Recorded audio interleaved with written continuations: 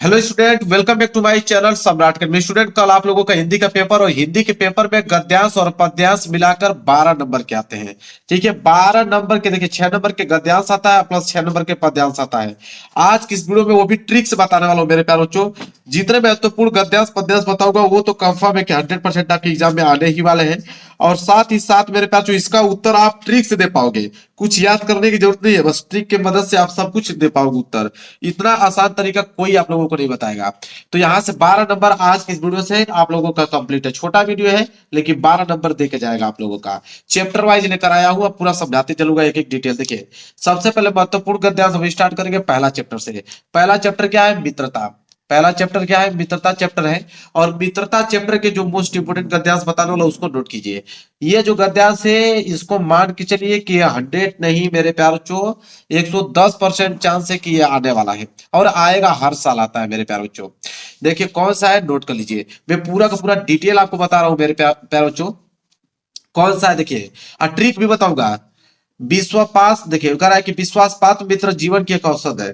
ठीक है, विश्वास पात्र मित्र जीवन की एक औषध है। हमें अपने मित्रों से यह आशा रखनी चाहिए कि वे उत्तम संकल्पों से हमें दृढ़ करेंगे, दोषों और त्रुटियों से हमें बचाएंगे और हमारे सत्य, पवित्रता और मर्यादा के प्रेम को पुष्ट करेंगे। जब हम कुमार्ग पर पैर रखेंगे तब वे हमें सचेत करेंगे, जब हम तो उत्साहित होंगे तब वे हमें उत्साहित करेंगे। सारांश यह है कि हमें उत्तम पूर्वक जीवन निर्वाह करने में हर तरह से सहायता देंगे। सच्ची मित्रता में उत्तम से उत्तम वैद्य की सी निपुणता और परख होती है। अच्छे से अच्छे माता का धैर्य और कोमलता होती है। ऐसी मित्रता करने का प्रयत्न प्रत्येक पुरुष को करना चाहिए। अब मेरे प्यार जो देखिए यहाँ तक है। और मैं आपको बताऊं कि यहाँ पे देखिए, यह प्रथम रेखांकित अंश का व्याख्या है या द्वितीय रेखांकित अंश, मतलब दो जगह अंडरलाइन किया गया है, इस वाले लाइन को और ये वाली लाइन। एग्जाम में कोई एक ही आएगा, चाहे वो आपको ऊपर वाला दे दे चाहे वो आपको नीचे वाला दे दे, लेकिन देता है दोनों। ठीक है, दोनों में से कोई एक ही देगा, या तो ये दे देगा या तो ये दे देगा। बहुत सारे सेटों में देखोगे तो ये दे देगा, बहुत सारे सेटों में देखोगे तो ये दे देता है, इसलिए मैं दोनों को यहाँ पे कवर कराने वाला हूँ। ठीक है, आप देखिए इसके नीचे 3 प्रश्न है, ये किसी कीमत पे तैयार करना पड़ेगा आपको। आ वाला प्रश्न है कि प्रस्तुत गद्यांश के पाठ और लेखक का नाम लिखिए। तो पाठ और लेखक का नाम जिसे हम लोग संदर्भ बोलते हैं। तो मेरे प्यार जो एक चीज तो कंफर्म हो गया कि देखिए पहचानने का तरीका क्या है कि यहाँ पे मित्र के बारे में जिक्र किया गया होगा। देखिए मित्र है, ठीक है, तो मित्र जैसे देखिए फिर मित्रों की बात किया गया है, जैसे मित्रों के बारे में आपको यहाँ पे कीवर्ड मिलेगा, समझ लीजिएगा कि मित्रता चैप्टर से लिया गया है। और मित्रता चैप्टर से लिया गया है और इसके लेखक कौन है? आचार्य रामचंद्र शुक्ल जी हैं। कौन है मेरे प्यारे बच्चों? आचार्य रामचंद्र शुक्ल जी हैं। तो यह कीवर्ड आपको मालूम चल गया। मित्रता चैप्टर में हर एक गद्यांश में मित्रता के बारे में बात किया गया होगा। ठीक है, दूसरा है कि रेखांकित अंश की व्याख्या, मतलब जहां तक अंडरलाइन किया गया है, अगर यह वाला अंडरलाइन किया गया तो इसको व्याख्या बताना है, यह वाला अंडरलाइन किया गया तो इसका व्याख्या बताना है। ठीक है, देखिए अभी मैं इसका पूरा सोल्यूशन करा रहा हूं। सवाल है कि व्यक्ति को अपने मित्रों में कैसी उम्मीद रखनी चाहिए। ये 3 प्रश्न है जो कि 2-2 नंबर के हिसाब से 6 नंबर आपको देगा। तो देखिए इसका उत्तर कैसे आप लोग करोगे। देखिए उत्तर पहला अ वाला का सबसे पहले संदर्भ लिखोगे। संदर्भ लिखने का तरीका मेरे प्यारों जो क्या है कि प्रस्तुत गद्यांश हमारी पाठ्य पुस्तक हिंदी के गद्यखंड में संकलित मित्रता, जिसके लेखक आचार्य रामचंद्र शुक्ल हैं। कहने का मतलब है कि मित्रता चैप्टर से लिया गया है मेरे प्यारों बच्चों, और इसके लेखक कौन है? आचार्य रामचंद्र शुक्ल हैं। बस यही 2 कीवर्ड आपको ढूंढना था। तो मित्रता के बारे में जिक्र किया गया था तो तुरंत देख के जान जाओगे आप तुरंत कि हाँ मित्रता चैप्टर के बारे में बात किया गया, मतलब कि आचार्य रामचंद्र शुक्ल जी लिखे हुए हैं। ठीक है, इसके बाद रेखांकित अंश की व्याख्या। तो अब सबसे पहले हम लोग प्रथम रेखांकित अंश की व्याख्या देखेंगे। दोनों नहीं देगा एग्जाम में, या तो ऊपर वाला देगा या तो नीचे वाला देगा, लेकिन मैं दोनों देता है तो इसलिए मैं दोनों को साथ में बता दिया हूं कि कोई भी देगा तो आप कर लोगे। तो प्रथम रेखांकित अंश की व्याख्या, प्रथम रेखांकित अंश का मतलब कि यहां से लेकर यहां तक जो अंडरलाइन किया गया इसका व्याख्या देखेंगे कि विश्वास पात्र मित्र जीवन की एक औषध है। हमें अपने मित्रों से यह आशा रखनी चाहिए कि वे उत्तम संकल्पों से हमें दृढ़ करेंगे, दोषों और त्रुटियों से हमें बचाएंगे, हमारे सत्य, पवित्रता और मर्यादा के प्रेम को पुष्ट करेंगे। जब हम कुमार्ग पर पैर रखेंगे तब हमें सचेत करेंगे, जब हम उत्साहित होंगे तब हमें उत्साहित करेंगे। इसका आपको व्याख्या बताना पड़ेगा। ठीक है, तो चलिए इसका व्याख्या देखते हैं। देखिए जल्दी से नोट कीजिए, लिखेंगे प्रथम रेखांकित अंश की व्याख्या। कह रहे हैं कि आचार्य रामचंद्र शुक्ल जी का कहना है कि जिस प्रकार अच्छी औषध, औषध मतलब दवाइयां होती हैं, जिस प्रकार अच्छी औषध हमारे शरीर को अनेक प्रकार के रोगों से बचाकर स्वस्थ बना देती है, उसी प्रकार विश्वसनीय मित्र अनेक बुराइयों से बचाकर हमारे जीवन को उन्नत तथा सुंदर बनाता है। हमारा मित्र ऐसा होना चाहिए जिस पर हमें विश्वास हो कि वह हमें सदा उत्तम कार्यों में लगाएगा। हमारे मन में अच्छे विचारों को उत्पन्न करेगा, बुराइयों और गलतियों से हमें बचाता रहेगा, हमें सत्य और मर्यादा के प्रति प्रेम को विकसित करेगा, उनमें किसी तरह की कमी नहीं आने देगा। यदि हम बुरे मार्ग पर चलेंगे तो हमें उससे हटाकर सन्मार्ग पर चलने की प्रेरणा देगा, और हम कभी अपने उद्देश्यों के प्रति निराशा उत्पन्न होगी तो हमें आशा का संचार कर कर अच्छे कार्यों के प्रति हमारा उत्साह बढ़ाएगा। निष्कर्ष के रूप में कहा जा सकता है कि विश्वासी मित्र हमें गरिमा के जीवन यापन करने के प्रत्येक संभव सहायता प्रदान करेगा, जिससे हम सुविधा एवं सम्मान पूर्वक जी सके। यह है उसका रेखांकित अंश की व्याख्या मेरे प्यारे बच्चों। बिल्कुल आप लोगों को याद हो गया होगा। वो प्रथम रेखांकित अंश की व्याख्या याद रहेगी, दोनों में से कोई एक ही देगा, या तो ऊपर वाला दे दे या तो नीचे वाला दे देगा। तो ऊपर वाला का तो मैंने बता दिया। अब बारी आई नीचे वाला का, तो नीचे वाला का दिखाता हूं। देखिए नीचे वाला कहां तक किया गया है, यहां से लेकर यहां तक अंडरलाइन है। कह रहा है कि सच्ची मित्रता में उत्तम से उत्तम वेद की निपुणता और परख होती है, अच्छी से अच्छी माता का धैर्य और कोमलता होती है। ऐसी मित्रता करने का प्रयत्न प्रत्येक पुरुष को करना चाहिए। इसका हमें व्याख्या बताना है। ये द्वितीय रेखांकित अंश की व्याख्या हुआ, लेकिन दोनों नहीं देगा, दोनों में से कोई एक देगा। ठीक है, तो चलिए देखते हैं।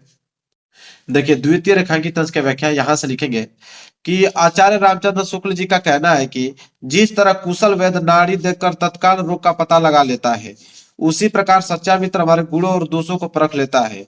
जिस प्रकार अच्छी माता धैर्य के साथ सभी कष्टों को सहन कर मधुर व्यवहार करती है, उसी प्रकार सच्चा मित्र अपने मित्र को बड़े धैर्य पूर्वक कुमार्ग से हटाकर स्नेह के साथ सन्मार्ग पर लगाता है। अतः हमें ऐसा मित्र चुनना चाहिए जिस पर हमें यह विश्वास हो कि वो हमें कुमार्ग से हटाकर सुमार्ग की ओर ले जाएगा। यह द्वितीय रेखा की तंज की व्याख्या हो, दोनों मैंने बता दिया। ठीक है, एक प्रश्न और पूछा था, उसका उत्तर देखेंगे तब जाके 6 नंबर क्लियर हो गया। वो प्रश्न क्या था, देखिए कि व्यक्ति को अपने मित्रों से कैसी उम्मीद रखनी चाहिए, यह वाला प्रश्न है। तो देखिए इसका उत्तर कैसे लिखोगे, यह कंफर्म है कि आप लोगों को पूछा जाएगा। तो 100 वाला का उत्तर लिखोगे कि व्यक्ति को अपने मित्रों से यह उम्मीद रखनी चाहिए कि वे उन्हें उत्तम कार्यों की ओर प्रभावित करेंगे, मन में अच्छे विचारों को उत्पन्न करेंगे, बुराइयों और गलतियों से उन्हें बचाएंगे, सत्य पवित्रता और मर्यादा के प्रति प्रेम को विकसित करेंगे, सन्मार्ग पर चलने की प्रेरणा देंगे तथा निरुत्साहित होने पर उत्साहित करेंगे। अब देखो तीनों प्रश्नों का मैंने उत्तर बिल्कुल डिटेल में लिखा है। 2-2 नंबर के हिसाब से आपको 6 नंबर यहां से क्या हो गए, बिल्कुल क्लियर हो गए। और गद्यांश का संदर्भ पहचान आप जानेंगे, मित्र के बारे में जिक्र किया गया होगा, उसका लेखक कौन है, आचार्य रामचंद्र शुक्ल जी हैं। चलिए उसी चैप्टर मित्रता चैप्टर का ही दूसरा गद्यांश देखिए, जो सबसे ज्यादा इंपॉर्टेंट, जो हर साल आता है, तो इस बार भी आने का पूरा चांस इसका है। ठीक है, देखिए जब कल आप एग्जाम देने जाओगे तो आप देखिएगा इसमें से जरूर एक मिलेगा आपको। कह रहा है कि कुसंग का ज्वर सबसे भयानक होता है, यह केवल नीति और सद्वृत्ति का ही नाश नहीं करता बल्कि बुद्धि का भी क्षय करता है। किसी युवा पुरुष की संगति यदि बुरी होगी तो वह उसके पैरों में बंधी चक्की के समान होगी, जो उसे दिन दिन अवनति के गड्ढे में गिराती जाएगी, और यदि अच्छी होगी तो सहारा देने वाली बहू के समान होगी, जो उसे निरंतर उन्नति की ओर उठाती जाएगी। इसमें भी मेरे प्यार जो मित्रता के बारे में जिक्र किया गया, देखिए संगति के बारे में कि संगति यदि अच्छी होगी, ठीक है, तो आप संगति जब ये पढ़ोगे पैसे तभी आपको मालूम चल जाएगा कि मित्रता के बारे में बात किया गया है, मतलब कि मित्रता चैप्टर से लिया गया है। इसके नीचे भी 3 प्रश्न है, अ ब स। आ वाला प्रश्न यह है कि प्रस्तुत अवतरण के पाठ और लेखक का नाम लिखिए, जिसे संदर्भ बोलते हैं। तो देखिए संदर्भ कैसे लिखोगे कि प्रस्तुत गद्यांश हमारी पाठ्य पुस्तक हिंदी के गदखंड में संकलित मित्रता, जिसके लेखक कौन है, आचार्य रामचंद्र शुक्ल है। मतलब मित्रता चैप्टर से लिया गया, इसके लेखक कौन है, आचार्य रामचंद्र शुक्ल जी हैं। इसके बाद रेखांकित अंश की व्याख्या कीजिए, जहां तक अंडरलाइन किया गया है कि कुसंग का ज्वर सबसे भयानक होता है, केवल नीति और सद्वृत्ति का विनाश नहीं करता बल्कि बुद्धि का भी क्षय करता है। इसका आपको व्याख्या बताना है। चलिए व्याख्या देखते हैं। देखिए मेरे प्यार, जो इसका व्याख्या होगा ब वाला रेखांकित अंश की व्याख्या लिखेंगे। शुक्ल जी कहते हैं कि बुरी संगति घातक बुखार के समान हानिकारक होती है। जिस तरह कोई व्यक्ति यदि भयानक ज्वर से ग्रसित हो तो वह ज्वर उसके शरीर और स्वास्थ्य को नष्ट कर देता है, ज्वर मतलब बुखार, ठीक है, तथा कभी कभी प्राण भी ले लेता है। उसी प्रकार बुरी संगति हमारी नैतिकता, सदाचार, मन तथा बुद्धि को नष्ट कर देता है। कह रहा है कि जिस प्रकार अगर भयानक ज्वर हो जाए तो वह ज्वर आपके स्वास्थ्य को नष्ट कर देता है, कभी कभी तो प्राण भी ले लेता है। इसी तरह बुरी संगति रहेगा तो वह हमेशा आपको गलत मार्ग पे ले जाएगा और आपकी जो नैतिकता है, मन है, सदाचार, बुद्धि है, उसको नष्ट कर देगा। वही व्याख्या था। एक प्रश्न और बचा है 100 वाला, चलिए उसको देखते हैं, तब जाके आप लोगों को 6 नंबर मिलेगा। देखिए एक प्रश्न और है कि किसी युवा पुरुष की संगति के बारे में क्या कहा गया है। तो किसी युवा पुरुष की संगति के बारे में क्या कहा गया मेरे प्यार, जो इस पे भी 2 नंबर मिलेगा और इस पे भी 2 नंबर और इस पे भी 2 नंबर, तब जाके 6 नंबर मिलेगा। तो चलिए देखते हैं किसी युवा पुरुष की संगति के बारे में क्या कहा गया है। तो उसका उत्तर लिखेंगे हम लोग। तो ये देखिए इसका उत्तर होगा 100 वाला का कि किसी युवा पुरुष की बुरी संगति उसे अवनति के गड्ढे में प्रतिदिन गिराती जाएगी, और यदि अच्छी होगी तो तो वो उसे निरंतर उन्नति की ओर अग्रसर करेगी। मतलब अगर बुरा अगर संगति अगर आपके साथ है तो हमेशा वो आपको प्रतिदिन गिराती जाएगी अवनति के गड्ढे में, और यदि अच्छी मित्रता होगी तो हमेशा निरंतर उन्नति की ओर अग्रसर करेगी। तो ये भी वाला गद्यांश हमने क्लियर कर दिया। और मित्रता चैप्टर का ही मेरे प्यारों जो तीसरा गद्यांश की तरफ बढ़ते हैं, देखिए जो सबसे ज्यादा इंपॉर्टेंट है। इतना बात याद रख लीजिए कि इस वीडियो को देखने के बाद जब आपका एग्जाम बैठोगे तो जरूर से जरूर आएगा, और यहाँ से 12 नंबर आपके बिल्कुल क्लियर हो जाएगा। सबसे पहले इसी वाले प्रश्नों को करोगे आप। देखिए तीसरा प्रश्न क्या है, मित्रता के लिए आवश्यक नहीं है कि दो मित्र एक ही प्रकार का कार्य करते हो या एक ही रुचि के हों, इसी प्रकार प्रकृति और आचरण की समानता भी आवश्यक आवश्यक या वांछनीय है। दो भिन्न प्रकृति के मनुष्यों में बराबर प्रीति और मित्रता रही है। राम धीर और शांत प्रकृति के थे, लक्ष्मण उग्र और उद्धृत स्वभाव के थे, पर दोनों भाइयों में अत्यंत प्रगाढ़ स्नेह था। उदार तथा उच्चासय कर्ण और लोभी दुर्योधन के स्वभाव में कुछ विशेष समानता न थी, पर उन दोनों की मित्रता खूब निभी। यह कोई बात नहीं है कि एक ही स्वभाव और रुचि के लोगों में मित्रता हो सकती है। यह वाला गद्यांश है। इसके नीचे भी 3 प्रश्न है। पहला है कि प्रस्तुत अवतरण का संदर्भ लिखिए, 2 नंबर इसमें मिलेगा। रेखांकित अंश की व्याख्या कीजिए, 2 नंबर इसमें मिलेगा। राम और लक्ष्मण के स्वभाव में क्या अंतर है, 2 नंबर इसमें मिलेगा। तो पहला हम लोग प्रश्न देखेंगे वाला कि अवतरण और का संदर्भ लिखिए। तो वही मतलब संदर्भ मतलब मित्रता चैप्टर से लिया गया। इसके लेखक कौन है मेरे प्यार के, आचार्य रामचंद्र शुक्ल जी हैं। चलिए देखिए कैसे लिखोगे अ वाला का उत्तर। संदर्भ हेडिंग डालिएगा। देखिए संदर्भ में लिखोगे, प्रस्तुत गद्यांश हमारी पाठ्य पुस्तक हिंदी के गद्य खंड में संकलित मित्रता, जिसके लेखक आचार्य रामचंद्र शुक्ल जी हैं। मतलब मित्रता चैप्टर से लिया गया और इसके लेखक कौन है, आचार्य रामचंद्र शुक्ल जी हैं। क्लियर है। चलिए अब इसका देखेंगे रेखांकित अंश की व्याख्या। दूसरा वाला प्रश्न यही था ना, रेखांकित अंश की व्याख्या। जहां तक अंडरलाइन किया गया था कि यहां से लेकर यहां तक अंडरलाइन किया गया था कि मित्रता के लिए आवश्यक नहीं है कि दो मित्र एक ही प्रकार का कार्य करते हो या एक ही रुचि के हो, इसी प्रकार प्रकृति और आचरण की समानता भी आवश्यक या वांछनीय नहीं है। दो भिन्न प्रकृति के मनुष्यों में बराबर प्रीति और मित्रता रही है। इसका हमें क्या बताना है, व्याख्या बताना है। देखिए व्याख्या कैसे लिखोगे, बा वाला का कि शुक्ल जी कहते हैं कि सच्ची मित्रता के लिए दो व्यक्तियों के स्वभाव का एक समान होना कोई महत्व नहीं रखता। यदि इसमें महत्व तो केवल इस बात का ही है कि दोनों एक व्यक्ति से कितनी सहानुभूति रखते हैं। यदि वे वैसा समझते हैं तो विपरीत स्वभाव का होने पर भी उनकी मित्रता सच्ची सिद्ध होती है, और यदि वे ऐसा नहीं समझते हैं तो समान स्वभाव का होने पर भी मित्रता नहीं निभ सकती। राम लक्ष्मण एवं कर्ण दुर्योधन के दुष्टांत इस तथ्य का स्पष्ट उदाहरण है। क्लियर है मेरे प्यारे बच्चों। चलिए एक प्रश्न और है इसके नीचे, उसको देखते हैं कि राम और लक्ष्मण के स्वभाव में क्या अंतर है। तो इसका भी उत्तर देंगे, लिखेंगे स वाला उत्तर। देखिए कि राम जो है धैर्यशाली और शांत स्वभाव के थे, और जबकि लक्ष्मण जो है उग्र और उत्तेजित स्वभाव वाले, लेकिन स्वभाव की भिन्नता होने पर भी उनमें प्रगाढ़ स्नेह था। क्लियर है। अब खत्म हो गया मित्रता चैप्टर के 3 मैंने बता दिया आपको। 3 अगर आपको तैयार है मेरे प्यार बच्चों तो आप कल एग्जाम में बैठिएगा, देखिएगा तीनों में से एक आपको जरूर से जरूर देखने को मिलेगा, गारंटी है मेरी, जरूर से जरूर देखने को मिलेगा। इसके बाद आता है दूसरे नंबर पे ममता। ममता चैप्टर के सबसे ज्यादा इंपॉर्टेंट मैं आप लोगों को बताने वाला, इसका भी कीवर्ड बताऊंगा कि कैसे आप पकड़ लोगे। देखो पहला है आपका गद्यांश कि हे भगवान तब के लिए विपत के लिए इतना आयोजन, परम पिता की इच्छा के विरुद्ध इतना साहस, पिताजी क्या भीख न मिलेगी, क्या कोई हिंदू भूपृष्ठ पर न बचा रह जाएगा जो ब्राह्मण को 2 मुट्ठी अन्न दे सके। यह असंभव है, फेर दीजिए पिताजी में कांप रही उसकी चमक आंखों को अंधा बना रही है। अब मेरे प्यारे बच्चों देखिए, अब ये लड़की कह रही है कि फेर दीजिए पिताजी, मैं कांप रही हूं। तो लड़की है तो लड़की से आप समझ जाइएगा कि लड़की का भावना व्यक्त कर रहा है, जाहिर सी बात है कि ममता की बात किया गया है। ठीक है, ऐसे कीवर्ड आप बना लेना। ठीक है, तो आप समझ में आ गया कि ममता, इनके लेखक जयशंकर प्रसाद जी हैं। ठीक है, तो इसके नीचे भी 3 प्रश्न मैं दिखाता हूं, ये वाला गद्यांश जरूर से जरूर पूछा जाएगा क्योंकि बहुत ज्यादा इंपॉर्टेंट है और लगातार हर वर्ष आता है, तो इस बार भी आएगा। ठीक है, 3 प्रश्न है, अ ब स में 2 प्रश्न है। ठीक है, देखिए पहला अ वाला उपयुक्त गद्यांश का संदर्भ लिखिए। तो देखिए संदर्भ लिखेंगे हम लोग यहाँ से उत्तर कि प्रस्तुत गद्यांश हमारी पाठ्य पुस्तक हिंदी के गद्यखंड में संकलित ममता पाठ से लिया गया, जिसके लेखक जयशंकर प्रसाद जी है। तो ममता चैप्टर से लिया गया, इसके लेखक कौन है, जयशंकर प्रसाद। दूसरा क्या, रेखांकित अंश की व्याख्या। जहां तक अंडरलाइन किया गया था मैं दिखा देता हूँ फिर से, कहां तक अंडरलाइन किया गया था। देखिए, इसमें भी दो जगह अंडरलाइन किया गया है।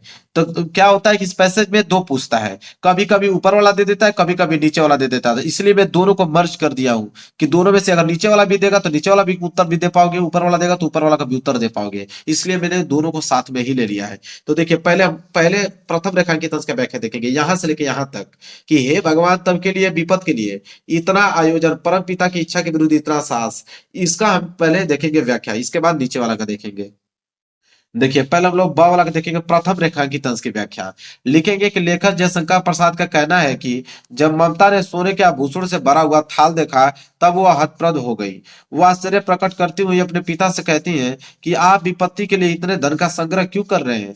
भगवान की इच्छा के विरुद्ध आपने यह बहुत बड़ा दुस्साहस किया है। यह प्रथम रेखांकित अंश की व्याख्या हुआ। इसके बाद हम लोग द्वितीय रेखांकित अंश की व्याख्या देखेंगे, नीचे वाला का। देखिए कि फेर दीजिए पिताजी में कांप रही और इसकी चमक आंखों को अंधा बना रही है, यहां से लेकर यहां तक। ठीक है, अब यह वाला अगर एग्जाम में दे दे तो इसका व्याख्या कैसे करोगे, चलिए मैं इसको बताता हूँ। अगर ये वाला देगा तो इसका व्याख्या कैसे करोगे, देखो। द्वितीय रेखांकित अंश की व्याख्या यहां से स्टार्ट है। लिखोगे कि थाल में रखे हुए सुवर्ण के सिक्के जो कि ममता के पिता ने शेरशाह की उत्कोच घूस के रूप में स्वीकार किए थे, उनकी चमक ममता की आंखों को अंधा बना रही थी। ममता का मानना था कि विधर्मियों से लिया गया घूस का धन विपत्ति का साधक होता है। ठीक है, देखिए दोनों को बता दिया, दोनों में से कोई भी आएगा, चाहे प्रथम रेखांकित है चाहे द्वितीय, दोनों में से कोई एक ही आएगा, कर लीजिएगा आराम से। एक प्रश्न और इसमें था, स वाला में दो प्रश्न है, आप देख सकते हो। स वाला में दो प्रश्न है। स में पहला प्रश्न है कि अपने पिता का कौन सा कृत्य ममता को परम पिता की इच्छा के विरुद्ध लगा। तो इसका उत्तर आप लोग कैसे लिखोगे कि अपने पिता के द्वारा शेरशाह से उत्कोच मतलब घूस के रूप में लिया गया सुवर्ण के सिक्के मतलब सोने के सिक्के ममता को परम पिता की इच्छा के विरुद्ध लगा। एक प्रश्न और है इसमें, दूसरा वाला कि गद्यांश में किस कार्य को ईश्वर की इच्छा के विरुद्ध बताया गया है। ठीक है, तो इसका भी उत्तर देना पड़ेगा। चलिए देखते हैं इसका उत्तर कैसे लिखोगे। देखिए दूसरे कि प्रस्तुत गद्यांश में ममता के पिता द्वारा विधर्मी शेरशाह से घूस लेने के कार्य को ममता ने भगवान की इच्छा के विरुद्ध बताया गया है। क्लियर है। अब इसी चैप्टर के दूसरा हम लोग गद्यांश देख रहे हैं जो सबसे ज्यादा इंपॉर्टेंट है। अभी अश्वारोही पास आया, ममता ने रुक रुक कर कहा। देखिए अब ये कीवर्ड आपको मालूम चल गया, ममता का जिक्र हो गया, आप समझ जाइए कि ममता चैप्टर से लिया गया है और इसके लेखक कौन है, जयशंकर प्रसाद जी। तो अश्वारोही पास आया, ममता ने रुक रुक कर कहा कि मैं नहीं जानती कि वह सांसद था या साधारण मुगल, पर एक दिन इसी झोपड़ी के नीचे वो रहा। मैंने सुना था कि वो मेरा घर बनवाने की आज्ञा दे चुका था। मैं आजीवन अपनी झोपड़ी के खोदे जाने के डर से भयभीत रही। भगवान ने सुन लिया, मैं आज इसे छोड़ी जाती हूँ। तुम इसका मकान बनाओ या महल, मैं अपने चीर विश्राम गृह में जाती हूँ। अब यह है बहुत ज्यादा इंपॉर्टेंट, इसके नीचे भी तीन प्रश्न है और बस दो दो नंबर के हिसाब से 6 नंबर एग्जामिनर देगा आपको। सबसे पहले अवला देखेंगे, प्रस्तुत अवतरण का संदर्भ लिखिए। संदर्भ देखिए कैसे लिखना है कि प्रस्तुत गद्यांश हमारी पाठ्य पुस्तक हिंदी के गद्य खंड में संकलित ममता पाठ से लिया गया, जिसके लेखक जयशंकर प्रसाद जी हैं। तो कीवर्ड तो मैंने बता ही दिया कि ममता दिखेगा, समझ जाइएगा कि ममता चैप्टर से लिया गया है। इसके बाद ब है रेखांकित अंश की व्याख्या, जहां तक अंडरलाइन किया गया था कि मैंने सुना था कि वो मेरा घर बनवाने की आज्ञा दे चुका था। मैं आजीवन अपनी झोपड़ी के खोदे जाने के डर से भयभीत रही। भगवान ने सुन लिया, मैं आज इससे छोड़ी जाती हूँ। तुम इसका मकान बनाओ या महल में अपने चिर विश्राम गृह में जाती हूँ। इसका व्याख्या कैसे लिखोगे, देखिए। श्री जयशंकर प्रसाद जी कहते हैं कि ममता ने अश्वारोही को बुलाकर उससे कहा कि उस व्यक्ति ने मेरे घर का नव निर्माण कराने का आदेश अपने एक कनिष्ठ को दिया था। मैंने अपनी पूरी जिंदगी में इस भय से भयभीत रही, कहीं मैं अपने इस मामूली घर से भी बेघर न हो जाती। लेकिन ईश्वर ने मेरी प्रार्थना सुन ली और मुझे जीवित रहते बेघर होने से बचा लिया। आज मैं इसे छोड़कर जा रही हूँ, अर्थात अब मेरे जीवन का अंत समय निकट आ गया है। अब तुम यहाँ पर मकान बनाओ अथवा महल, मुझे कोई चिंता नहीं, क्योंकि अब मैं अपने उस गृह में जा रही हूं जहां मुझे अनंत काल तक विश्राम प्राप्त होगा। एक प्रश्न और पूछा था कि चीर विश्राम गृह से क्या आशय है, तो उसका उत्तर लिखोगे कि चीर विश्राम गृह से आशय ऐसे गृह से है, गृह मतलब घर से है, जहां मनुष्य अनंत समय तक विश्राम कर सके, अथवा ऐसे गृह जिसका अस्थायित्व अंतहीन समय तक बना रहे और जिसमें व्यक्ति अंतहीन समय तक विश्राम भी कर सके। तीनों का उत्तर बता दिया, नोट कर लीजिए। फिर चलिए तीसरा, मतलब इसी चैप्टर के तीसरा गद्यांश की तरफ बढ़ते हैं, यह भी बहुत इंपॉर्टेंट है। काशी के उत्तर में धर्मचक्र, बिहार, मौर्य और गुप्त सम्राटों की कीर्ति का खंडहर था। भग्न चूड़ा तीर्ण गुल्मों में ढके हुए प्राचीन ईंटों से ढेर बिखरी हुई भारतीय शिल्प की विभूति ग्रीष्म की चंद्रिका में अपने को शीतल कर रही थी। ठीक है। अब मेरे प्यारे बच्चों, जहां पंचवर्षीय भिक्षु गौतम का उपदेश ग्रहण करने के लिए पहले मिले थे, उसी स्तूप के भग्नावशेष को मलिन छाया में एक झोपड़ी के दीपालोक में एक स्त्री पाठ कर रही थी। अनयोक्ति से न्यस्तो माय जाना पुरपासते। ठीक है। अब देखिए मेरे प्यारे बच्चों, बहुत ही ज्यादा इंपॉर्टेंट बता रहा हूं आपको, वेरी वेरी मोस्ट इंपॉर्टेंट गद्यांश है। और इसके नीचे 3 प्रश्न है, अ ब स। ठीक है। अ वाला एक उपयुक्त गद्यांश का संदर्भ लिखिए। 2 नंबर तो संदर्भ तो लिखना समझ ही गए हो कि संदर्भ कैसे लिखेंगे। प्रस्तुत गद्यांश हमारी पाठ्य पुस्तक हिंदी के गद्य खंड में संकलित ममता पाठ से लिया गया, जिसके लेखक कौन है? श्री जयशंकर प्रसाद जी है। इसके बाद रेखांकित अंश की व्याख्या, जहां तक अंडरलाइन किया गया है कि भग्न चूड़ा तीर्ण गुल्मों से ढके हुए प्राचीर ईंटों से ढेर में बिखरी हुई भारतीय शिल्प की विभूति ग्रीष्म की चंद्रिका में अपने को शीतल कर रही थी। इसका व्याख्या बताना है। तो देखिए व्याख्या कैसे लिखोगे ब वाला का, कि श्री जयशंकर प्रसाद जी का कहना है कि काशी भारत का पवित्र तीर्थ स्थल है। इसके उत्तर में सारनाथ है, जहां बौद्ध भिक्षुकों के बौद्ध विहार टूटकर खंडहरों में बदल चुके थे। इन बौद्ध विहारों को फिर मौर्य वंश के राजाओं और गुप्त काल के सम्राटों ने बनवाया था। इन बौद्ध विहारों में तत्कालीन वास्तुकला शिल्पकला के बेजोड़ नमूने अब भी स्पष्ट दिखाई दे रहे थे, जो कि मौर्य और गुप्त वंश के सम्राटों की कीर्ति का गान करते प्रतीत हो रहे थे। इन भवनों के शिखर टूट चुके थे, खंडहरों की दीवारें घास भूस तथा लताएं उगाई थी, टूटी फूटी ईंटों के ढेर में इधर उधर बिखर पड़े थे, और इन ईंटों में बिखरी पड़ी थी भव्य भारतीय शिल्पकला। ग्रीष्म ऋतु की इस शीतल चांदनी या उत्कृष्ट शिल्पकला अब अपने को शीतल कर रही थी। ठीक है, रेखाएं की का व्याख्या हो गया। एक प्रश्न और दिया था कि धर्मचक्र कहाँ स्थित था, तो इसका भी उत्तर बताना पड़ेगा। कि देखिए धर्मचक्र मौर्य और गुप्त सम्राटों की कीर्ति के अवशेष रूप में काशी के उत्तर में सारनाथ नामक स्थान पर स्थित था।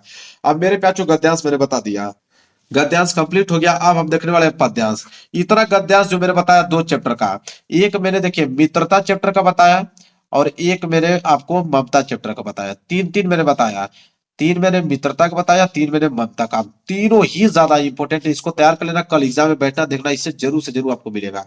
ठीक है।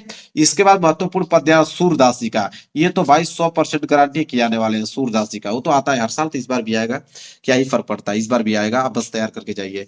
देखिए पहला वाला है मेरे प्यारे बच्चों, पहला वाला है कि उद्धव मंडा भय 10-20, एक हुतो सो गयो श्याम संग को अवराधे ईस, इंद्री शिथिल भई केसो बिनु जा दे ही बिनुशीस, आशा लागी रहती तन श्वासा जीवी कोटि बरिस, तुम तो सखा श्याम सुंदर के सकल जोग के ईस, सुर हमारे नंद नंदन बिनु और नहीं जगदीश। अब मेरे प्यारे जो इसका मैं पूरा का पूरा आपको हिंदी में बात करने वाला हूँ। अब एग्जाम में चाहे आपको 2 लाइन का दे दे, चाहे नीचे का 2 लाइन दे दे, कोई फर्क नहीं पड़ता है। मैं पूरा का पूरा आपको व्याख्या बता दूंगा कि डिटेल में आपको समझ में आ जाए। कहीं से भी पूछे, किसी भी लाइन का अंडरलाइन करे, तुरंत इसका आंसर बता पाओ।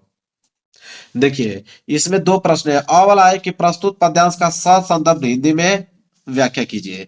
इसके बाद दूसरा है कि उद्धव जी ने मथुरा से गोकुल क्यों आए।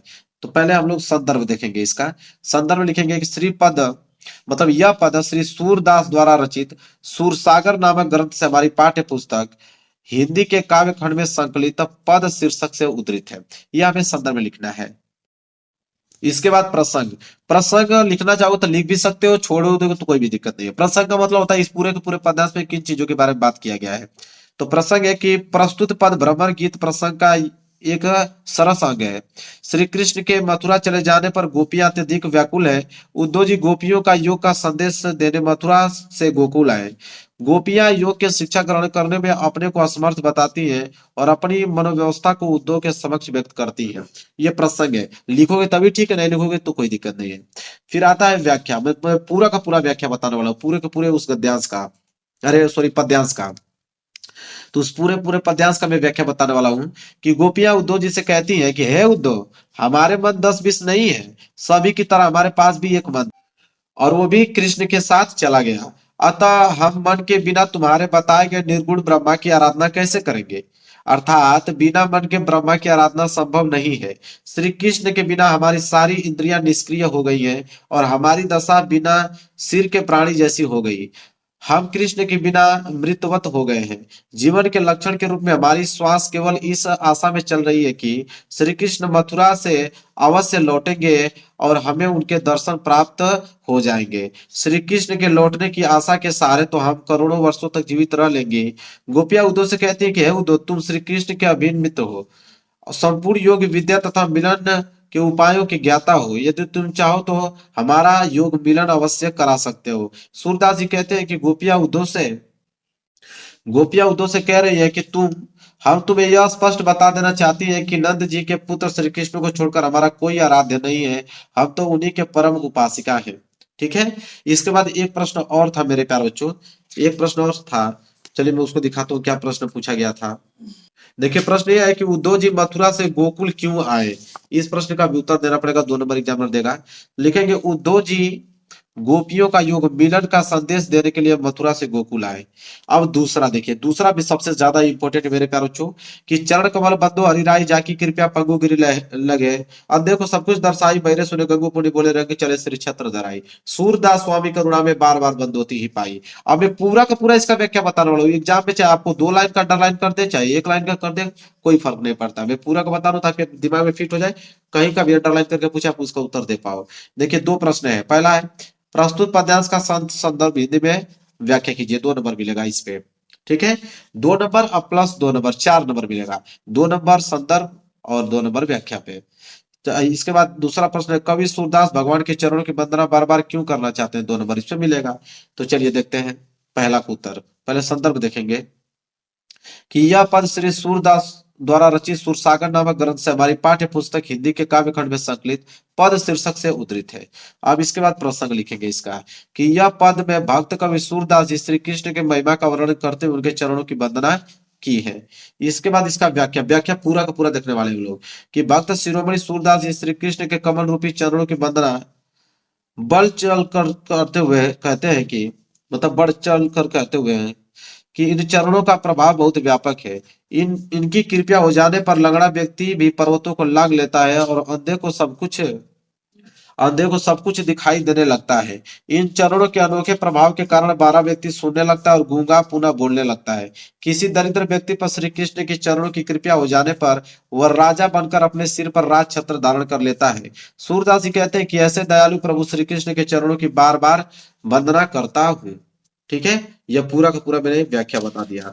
इसके बाद एक प्रश्न और था, क्या प्रश्न था कि कवि सूरदास भगवान के चरणों की वंदना बार बार क्यों करना चाहते हैं। इसका उत्तर लिखोगे आप कि कवि सूरदास श्री कृष्ण के कमल रूपी चरणों की महिमा का चित्रण करते हुए कहते हैं कि हे प्रभु, आपके चरणों की वंदना करता हूँ क्योंकि आपके चरण कमल के समान कोमल है। इनकी महिमा और परंपरार है, जिनकी कृपया लंगड़ा व्यक्ति पर्वतों को लांग जाता है और आपकी कृपया से असंभव कार्य भी संपन्न हो जाता है। अतः ऐसे दयालु श्री कृष्ण के चरणों कवि कवि सूर बार बार वंदना करते हैं। सूरदास स्वामी में अनुप्रास अलंकार है। ठीक है, पूरा का पूरा मैंने डिटेल में बताया है ताकि आपके दिमाग में बस एक बार सुन भी लोगे ना तो आपके दिमाग में बैठ जाएगा। यह वाला देखिए, ये भी बहुत इंपॉर्टेंट मेरे प्यारे बच्चों है कि उद्धवमय ब्रज विसरत नाही, वृंदावन गोकुल वन उपवन सघन कुंज की छाई, प्रात समय माता जसुमती अरुनंद देखी सुख पावत, माखन रोटी दयो सजायो, अति हित साथ खबावत, गोपी ग्वाल बाल संग खेलत सब दिन हसत सिरात, सूरदास धनी धनी ब्रजवासी जिनसो हित जदु तात। यहाँ तक है। इसके नीचे भी मेरे प्यारे बच्चों प्रश्न दिया गया है। ठीक है, बहुत इंपॉर्टेंट ये भी है, बस इतना तैयार कर लीजिए काम बन जाएगा आपका। पहला कि प्रस्तुत पद्यांश का संदर्भ हिंदी में व्याख्या कीजिए, 2+2 4 नंबर यहाँ से मिलेगा और उपयुक्त पंक्ति में किस समय का वर्णन किया गया 2 नंबर इसमें मिलेगा। तो चलिए पहले हम लोग संदर्भ देखेंगे कि यह पद श्री सूरदास द्वारा रचित सुरसागर नामक ग्रंथ से हमारी पाठ्य पुस्तक हिंदी के काव्य खंड में संकलित पद शीर्षक से उद्धृत है। मतलब पद शीर्षक से उद्धृत है सूरसागर नामक ग्रंथ से, सूरदास जी लिखे हुए हैं। प्रसंग में लिखोगे कि प्रस्तुत पद उद्धव ने मथुरा पहुंचकर श्री कृष्ण को वहां की सारी स्थिति बताई, जिसे सुनकर श्री कृष्ण भाव विभोर हो गए। पर वे उद्धव से अपनी मनोदशा व्यक्त करते हैं। क्या मनोदशा व्यक्त करते हैं मेरे प्यारे बच्चों। ठीक है, इसके बाद हम लिखेंगे व्याख्या इसका कि श्री कृष्ण ने उद्धव से ब्रजवासियों की दीन दशा सुनी और उन्हीं के ध्यान में खो गए। वे उद्धव से कहते हैं कि मैं ब्रज को भूल नहीं पाता, वृंदावन और गोकुल के वन उपवन सभी मुझे याद आते रहते हैं। वहां के घने कुंजों की छाया को मैं भूल नहीं पाता। नंद बाबा और यशोदा मैया को देखकर मुझे जो सुख मिलता था वह मुझे रह रखकर स्मरण हो आता है। वे मुझे मक्खन रोटी भली प्रकार जमाया हुआ दही कितने प्रेम से खिलाते थे। व्रज की गोपियां और ग्वाल बालों के साथ खेलते हुए मेरे सभी दिन हंसते हुए बीता करते थे। ये सभी बातें मुझे याद आती हैं। सूरदास जी व्रजवासियों को ध्यान मानते हैं और उनके भाग्य की सराहना करते हैं, क्योंकि श्री कृष्ण को उनके हित का चिंता श्री कृष्ण के व्रजवासियों के प्रति क्षण ध्यान करते हैं। चलिए एक प्रश्न और है कि उपयुक्त पंक्ति में किस समय का वर्णन किया गया है, ठीक है। तो इसका भी उत्तर हम लोग देखेंगे कि श्री कृष्ण के जीवन के आरंभ का समय वृंदावन और गोकुल में बीता हुआ उसी का वर्णन पंक्तियों में किया गया है। उसी समय के ध्यान करते हुए श्री कृष्ण उद्धव से अपनी मनोदशा व्यक्त करते हैं। मतलब कि श्री कृष्ण बचपन में, ठीक है, जब गोकुल वृंदावन में थे उस समय की बात वो सोच रहे हैं।